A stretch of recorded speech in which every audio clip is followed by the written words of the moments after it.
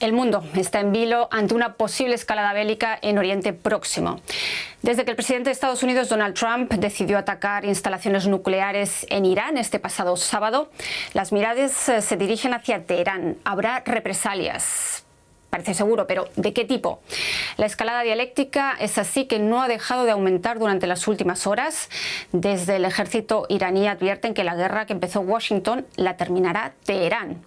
El ministro de Exteriores iraní se encuentra en Moscú para reunirse con Vladimir Putin, del que espera su apoyo. Escuchemos las palabras de Abbas Araghchi a su llegada hoy al Kremlin. Este es un acto de agresión y un ataque que debe ser condenado de manera inequívoca. Agradecemos la postura de Rusia al condenar este asalto en los términos más enérgicos posibles y esperamos que vaya acompañada de su apoyo en el Consejo de Seguridad. Y por parte del estamento militar, la respuesta fue más contundente. Irán ha amenazado a Washington con severas repercusiones. Esto es lo que dijo el ministro de Defensa iraní, Amir Hatami, sobre los estadounidenses. Escuchemos. Cada vez que ellos han cometido un crimen, han recibido una respuesta firme, y lo mismo pasará esta vez. Una respuesta firme. Recordemos que Israel lanzó el 13 de junio ataques contra instalaciones nucleares de Irán. Estados Unidos se sumó este sábado con bombardeos. Así que entramos sin duda en otra fase del conflicto. La pregunta inmediata es ¿qué hará Irán? ¿Cómo y dónde va a responder?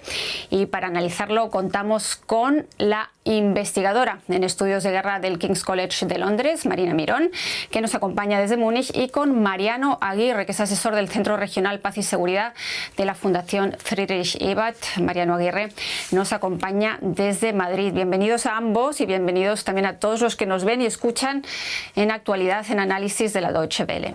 Hemos escuchado hablar de una respuesta firme por parte de Irán. Una de las opciones de Irán es atacar ahora mismo bases estadounidenses. Marina, empiezo contigo. ¿Qué tan probable lo ves? Buenos días. Pues es muy difícil decir de momento porque, claro, tenemos por un lado la retórica, es decir, en el ámbito informativo. Claro, Irán tiene que responder de una manera diplomática y al menos decir que nosotros vamos a responder. Pero luego tenemos los hechos. ¿Qué es lo que va a hacer o qué es lo que puede hacer? ¿Qué capacidades tiene? Una respuesta firme, por ejemplo, si vemos las respuestas hasta ahora que ha lanzado la parte iraní, no han sido respuestas muy duras, es decir, que han atacado a blancos dentro de Israel, pero se han limitado bastante. Es decir, que por un lado Irán tendrá que enseñar a su población que sí que es capaz de responder, y por otro lado va a querer disuadir a los Estados Unidos y a Israel para llegar quizás a un cese-fuego, lo que no veo muy probable, pero este será el objetivo.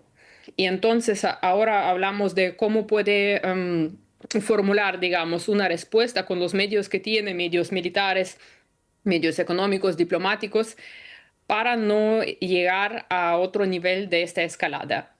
O sea, lo que podría suceder es que responden con, digamos, un ataque bastante limitado para decir a la población, para calmar a la población, para decir sí que nosotros hacemos algo y si nos atacan así, entonces respondemos. O también podrían escalar.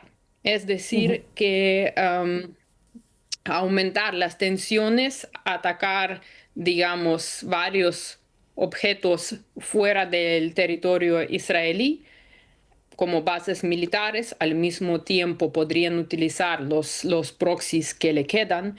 Y sabemos que también hay proxies en toda la zona. O sea, sabemos, por supuesto, de Hezbollah en Líbano, pero también hay una Hezbollah o una especie de Hezbollah en Irak. También hay un grupo en Bahrein que apoya a Irán, los Houthis en Yemen. Y también tenemos que entender que ahora se han formado también grupos que están apoyando a Irán, porque claro, tenemos que conocer un poco más las relaciones entre los países en esta región. Los países árabes, digamos, no tienen una buena relación con Irán, aunque se han acercado un poco a Irán para garantizar la estabilidad en la región. Bueno, y también hay grupos no estatales que a lo mejor no tienen la misma política que tiene Irán, no tienen los mismos objetivos, pero ahora viene un enemigo desde fuera y este enemigo son los Estados Unidos. Y en este momento estos grupos sí que podrían prestar su apoyo viendo la situación, como la situación está escalando poco a poco, entonces tenemos este factor.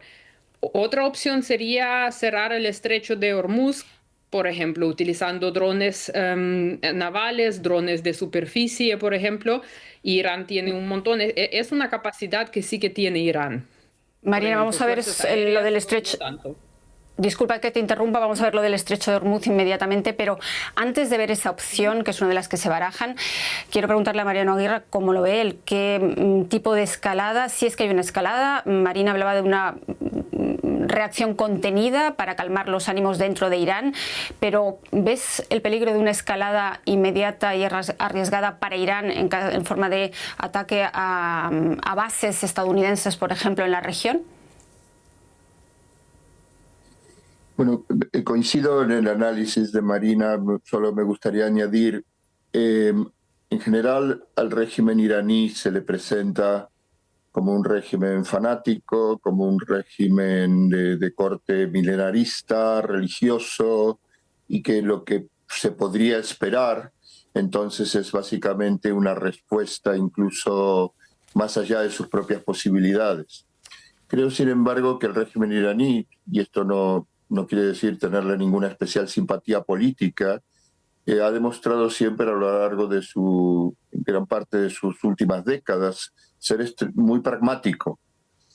Coincido totalmente con Marina en que una cosa es la retórica, vamos a eliminar a Israel de la faz de la tierra, vamos a eliminar a Estados Unidos, y otra es que cuando hubo que firmar y tuvo la posibilidad de firmar un acuerdo como el de 2015 con la administración Obama, la Unión Europea, Alemania, las Naciones Unidas, incluso con Rusia y China como especie de observadores, pues firmó y puso su programa nuclear, en ese momento programa nuclear civil, bajo observación internacional.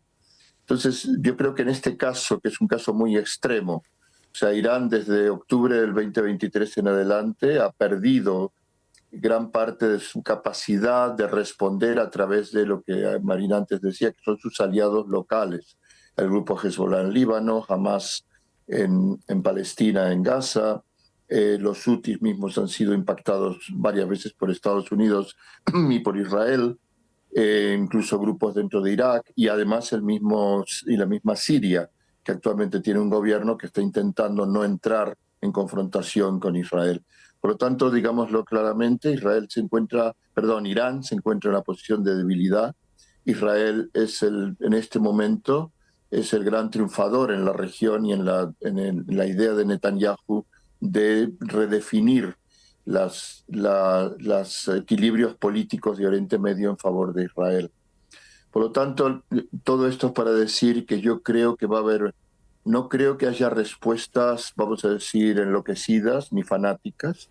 Van a tratar de responder, como bien decía Marina, dentro de satisfacer a la parte de la opinión pública, porque hay una parte de la sociedad iraní que es totalmente contraria al régimen, hay una parte de la sociedad iraní que es contraria, pero a su vez contraria a una intervención de Israel y de Estados Unidos, y otra parte que probablemente ve con buenos ojos que acaben con el régimen iraní como le gustaría a Trump y a Netanyahu.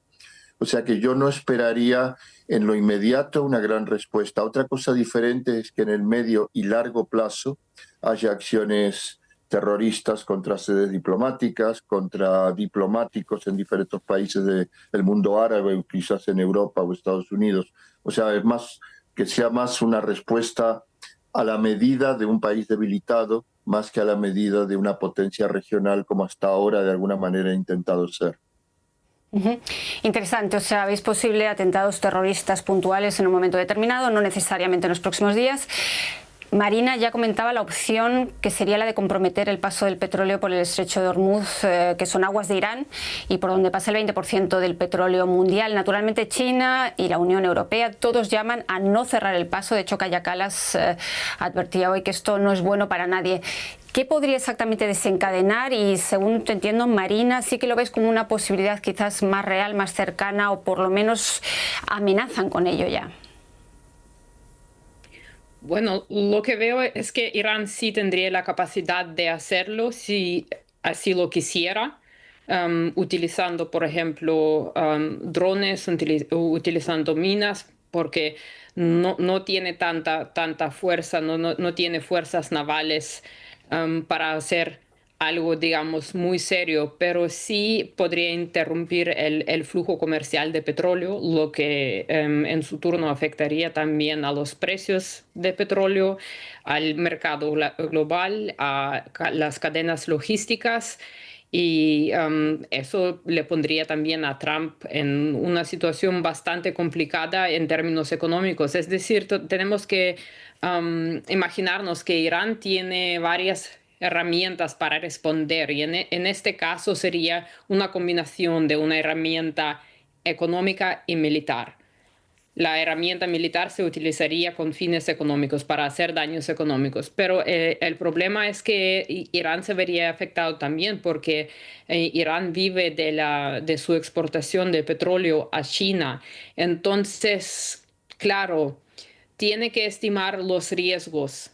¿Qué tan graves serían los riesgos para Irán si lo hiciera para su propia economía? Recibiría más daño que, digamos, las economías de sus enemigos o no, y qué duración tendría digamos, este cierre. Entonces, sí es una posibilidad, pero claro, lo que no sabemos es la influencia que tienen actores como Rusia, como China, sobre Irán. Y seguramente habrán consejos de su parte y condiciones en caso de un apoyo militar o como sea, un apoyo económico puede ser también. Y entonces estos países podrían decirle a Irán, esto no debería hacerse porque esto afectaría a nosotros, aunque si los precios se suben, Rusia podría beneficiarse, al menos a corto plazo. Entonces esto sí que sería una opción y ya tenemos en 1980, tenemos un ejemplo de este escenario. Sí que es probable, sí es menos agresivo quizás, pero viendo en qué estado se encuentra la economía iraní, puede ser que no lo van a hacer, pero al menos van a amenazar. Es que tenemos que tener en cuenta el juego diplomático también. Y como hemos visto en el ejemplo de Donald Trump, lo que se dice oficialmente no es exactamente lo que se hace. Pero claro, aunque no hagan nada, solo al decir que van a cerrar el estrecho, eso complica también el flujo de comercio y los precios, los mercados reaccionan y eso sí que funciona. Pero entiendo que en principio crees que no lo van a hacer, porque sería también como pegarse un tiro en el pie para la propia Irán. ¿Qué opinas tú al respecto, Mariano? ¿Son palabras vacías y le repercute tan negativamente también sobre Irán que no van a pasar a mayores en este aspecto? Yo creo que van a amenazar, perdón, amenazan con hacerlo como amenazan con hacer otras cosas, pero ahí no podemos olvidar que además de la influencia de China y Rusia y de los mismos europeos, por supuesto que todos se verían afectados, e Irán, por supuesto, se vería muy afectado si cerrara el estrecho, el paso de los barcos mercantes con energía, con gas y petróleo. No nos olvidemos que hay otro tema clave aquí, que es fundamentalmente que responda como responda Irán. Israel ha dejado saber ya a través de su primer ministro y declaraciones de otros ministros muy de ultraderecha del gobierno israelí, muy extremos, ha dejado saber que tiene interés también en cambiar el régimen iraní. Por lo tanto, aquí entramos, para Irán, yo puedo imaginar que hay un dilema muy complicado, que es si aceptan negociar los términos de la negociación que le han llevado a los europeos hace unos días y que Trump ya ha dejado saber, no Netanyahu, sino Trump y los europeos, tienen que desmantelar el programa nuclear, tanto el civil como el que estén desarrollando en el terreno militar, y tendrían que desmantelar también y eliminar sus misiles de alcance intermedio. Esto para Irán es prácticamente rendirse, que es lo que Trump les ha dicho. Incluso aunque ellos se rindieran, cuando eso es terminología, incluso aunque aceptaran inicialmente esa negociación, la duda para los iraníes y para, creo yo, cualquiera de nosotros analizando este tema, es qué va a hacer Israel. O sea, Israel va a seguir, porque si el deseo, si la intención, no el deseo realmente de Israel, o por lo menos la cúpula del gobierno, el gobierno israelí, es acabar con el régimen de Irán, acabar con este régimen contra el cual Netanyahu durante casi 4 décadas ha estado anunciando que ya iban a tener armas nucleares y que ya había que acabar con ellos, podría ocurrir que Israel siga adelante. Israel no está respetando el derecho internacional en lo que hace en Gaza, tiene una larga tradición de dejar de lado las normas del derecho internacional, en este caso en nombre de una supuesta legítima defensa, y no había ningún dato de un ataque inminente de Irán, ha decidido atacar. Con lo cual yo sí me permito plantear la duda, ¿qué pasa si Israel es la parte que decide seguir con la guerra adelante? Y esto creo que es lo que pone a los iraníes en una situación muy complicada, que puede ser, aunque sean pragmáticos, como yo dije en mi primera respuesta, podría ser que entonces decidan seguir adelante, aunque sea una especie de suicidio del mismo régimen. Bueno, de hecho hemos visto que los bombardeos esta mañana por parte de Irán e Israel y de Israel e Irán han proseguido. Quizás sea interesante mirar hacia atrás, hacia este fin de semana, y ver realmente en qué situación se encuentran esas instalaciones nucleares. Veamos qué repercusiones han tenido los bombardeos de Estados Unidos y los de Israel, pero los de Estados Unidos este fin de semana sobre esas 3 instalaciones nucleares. Todavía hay mucha incertidumbre, mientras desde Washington califican la operación de un éxito rotundo. Escuchábamos este domingo. Desde Irán aseguran que los daños no han sido tan severos, y Rafael Grossi, el director general de la Organización de la Energía Atómica, habla de daños muy significativos en la planta de Fordow. Sé que es difícil, que no estéis en Irán y que es un régimen opaco. ¿Cómo hay que evaluar los daños? Marina, tú primero, por favor. Brevemente lo que quería decir, estoy completamente de acuerdo con Mariano. Estábamos viendo el escenario de una respuesta al ataque de este fin de semana, pero claro, el objetivo más alto para Israel es el cambio de régimen. Y ahora vuelvo a lo que me acabas de preguntar. Tenemos que verlo en el contexto de que los Estados Unidos, o al menos el gobierno, mejor dicho, el presidente, parece que se vio bajo una cierta presión para hacer este ataque.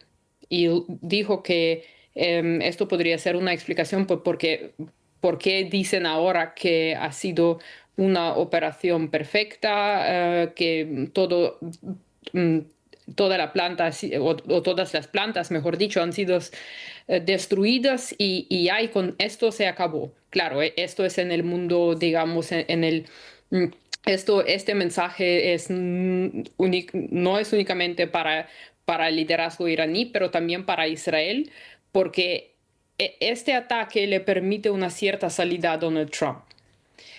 Bueno, ahora adelante con lo que sabemos, cuáles son los factos. Y la verdad es que en este momento no se puede decir con certidumbre qué partes de la planta de Fordow han sido destruidas. Y se pregunta dónde se encuentra prácticamente media tonelada del uranio enriquecido, que sí que podría utilizarse, digamos, si faltarían como 30% para utilizarlo para bombas atómicas. Bueno, y entonces ayer lo que hemos visto, los Estados Unidos han ganado digamos, han ejecutado una operación perfecta, todo destruido, mission accomplished.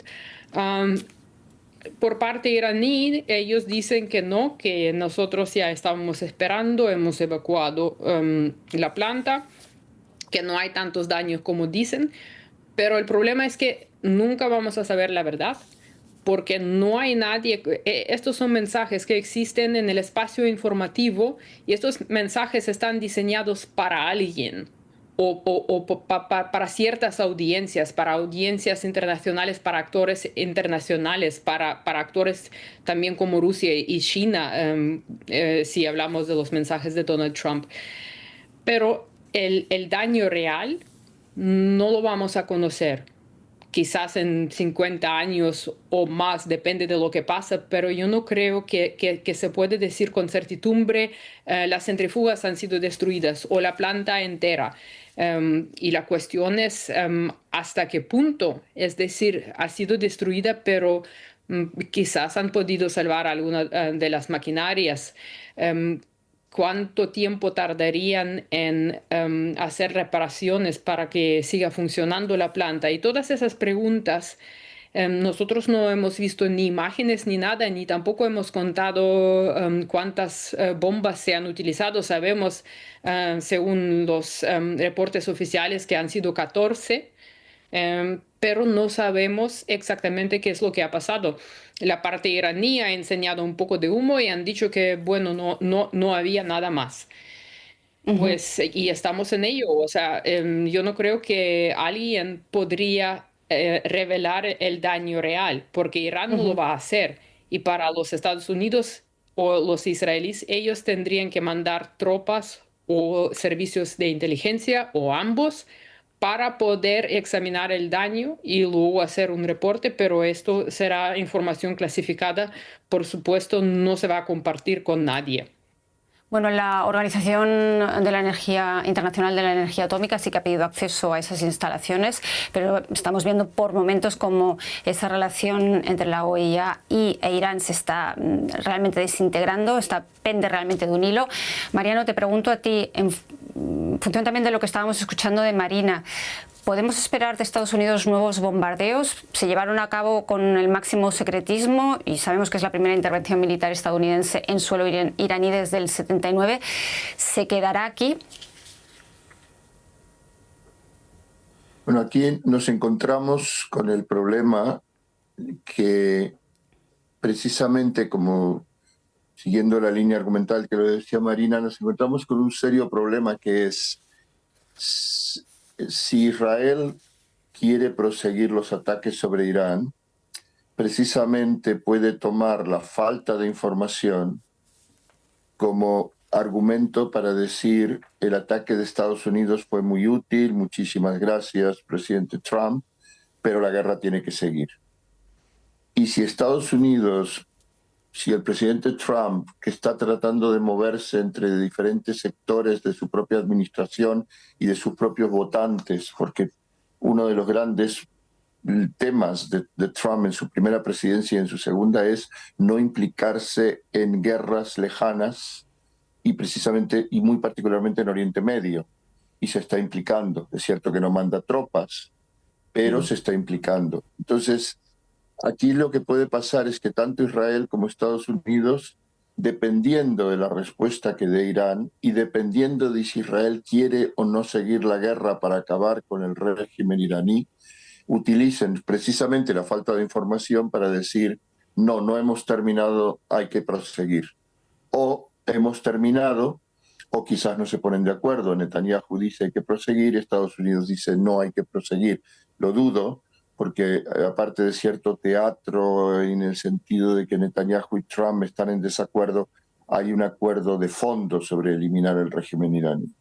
Hay un acuerdo de fondo también en parte de las élites de Estados Unidos, especialmente la élite republicana, la élite hipernacionalista, con post-imperialista, llamémosle, que sienten todavía el agravio en 1979, cuando el régimen del Ayatollah Khomeini secuestró a gran parte del personal diplomático de los Estados Unidos y lo mantuvo durante más de un año secuestrado. Entonces, es muy difícil poder decir qué ha pasado. Solo me animo a decir que es muy peligroso lo que puede pasar, precisamente por la falta de información y para que esta guerra, en vez de llegarse a algún tipo de negociación, prosiga y prosiga con un nivel de algo que no estamos mencionando aquí, por supuesto, porque no era el tema, pero con un altísimo nivel de impacto humano, crisis humanitaria, desplazados, más refugiados, otra vez más en Oriente Medio. Uh-huh. Hemos hablado ya de bastantes actores, o habéis hablado de, sobre todo de Israel, de Estados Unidos y de Irán. Obviamente tenemos que ir cerrando y serían muchos los temas que nos quedan por abordar, pero no hemos tocado ni China ni la Unión Europea. Son todos los actores internacionales que llaman precisamente a desescalar y a poner aquí punto y final, que decíais que es una de las posibilidades, pero ya hemos visto que Estados Unidos no considera a la Unión Europea un interlocutor válido en este conflicto. Marina, ¿puede dejarse la Unión Europea desbancar así? Bueno, el problema es que la Unión Europea no tiene las capacidades militares y lo que estamos viendo es una, digamos, confrontación más grande que ha empezado con la presidencia de Donald Trump, cuando en enero se trató todo de Ucrania y de terminar la guerra en Ucrania, y también hemos visto que Donald Trump no quería que la Unión Europea participara en las negociaciones. Y entonces hay una cierta, digamos, distancia entre la Unión Europea y los Estados Unidos ahora. Y la relación no es la relación mejor, porque si nos acordamos lo que ha pasado, el ministro de Exterior iraní, Abbas Araghchi, estaba hablando con la Unión Europea, con los representativos de la Unión Europea, y la respuesta de Trump. Yo creo que eso ha sido también un factor importante en tomar la decisión de apoyar a Israel en cuanto a la destrucción de las plantas nucleares iraníes.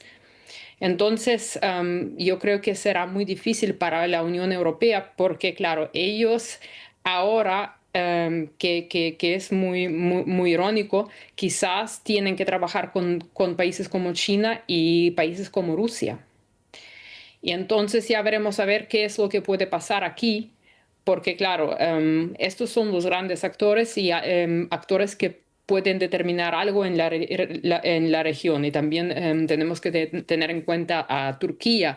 O sea, toda la región es muy compleja, pero la Unión Europea tendrá que ejecutar sus planes diplomáticos con finés, porque es un campo bastante peligroso. Uh-huh. Gracias, Marina. Mariano, ya para cerrar, entonces, ¿qué margen de maniobra ves tú? ¿Quién será el próximo que pueda o deba mover ficha en la búsqueda de una solución, un punto final a este conflicto, a esta guerra? Bueno, yo pienso, sintetizando mucho por el tiempo, y creo que tanto Rusia como China dudo mucho que vayan a intervenir militarmente en favor de Irán. O sea, diría prácticamente que no, a riesgo de equivocarme, especialmente en el caso ruso. O sea, incluso han sido muy interesantes las palabras del ministro de Exteriores que ustedes han mostrado cuando él dice que esperan una reacción contundente o algo así por parte de Rusia del Consejo de Seguridad, con lo cual los mismos iraníes ya están diciendo, bueno, una cosa será quejarse y protestar en el Consejo de Seguridad de Naciones Unidas, pero otra diferente es no le están pidiendo a Rusia ni armas ni que entren en el conflicto. Y Putin tiene ya bastantes problemas en Ucrania para dedicarse también ahora a entrar en otro frente bélico. En el caso de China es toda una tradición. China no va a entrar en este conflicto. En todo caso va a ofrecer eventualmente buenos oficios, va a mirar sus propios intereses pragmáticos como hace siempre. Y en el caso de la Unión Europea, el problema de la Unión Europea es que luego de casi prácticamente 70 años de haberle delegado a Estados Unidos y haber asumido en el conflicto palestino, en el conflicto en Líbano, en el conflicto en Siria, en el conflicto en Irán, haber asumido siempre un papel secundario, en todo caso pagando cosas que muchas veces Israel y Estados Unidos destruían, pues ahora es muy complicado. No digo con esto que no debe intervenir, pero sin embargo ya está interviniendo mal. Tanto el gobierno alemán como el gobierno británico han empezado, el punto de partida ha sido que, bueno, los ataques bien, luego, claro, hay que negociar. Los ataques podrían habérselo ahorrado, pienso yo, porque si la idea es que hay que estar atacando a un país por la posibilidad de tener armas nucleares, en esa misma lógica, hace décadas atrás, habría que haber estado atacando a Israel cuando construyó un programa nuclear totalmente ilegal y totalmente secreto, que a su vez hoy ya no lo es. Por lo tanto, creo que hay que tener más cuidado con las palabras, porque las palabras que digan hoy los europeos puede ser que vayan en contra de su intención de tener un papel más relevante en el sistema internacional. La política exterior alemana es un tema también sobre el que podríamos debatir otra media hora, otro programa de actualidad en análisis de la Deutsche Welle, pero lo tenemos que dejar para otro día. Marina Mirón del King's College y Mariano Aguirre de la Fundación Friedrich Ebert y del CIDOB de Barcelona. Muchas gracias a ambos por su tiempo y hasta una próxima ocasión.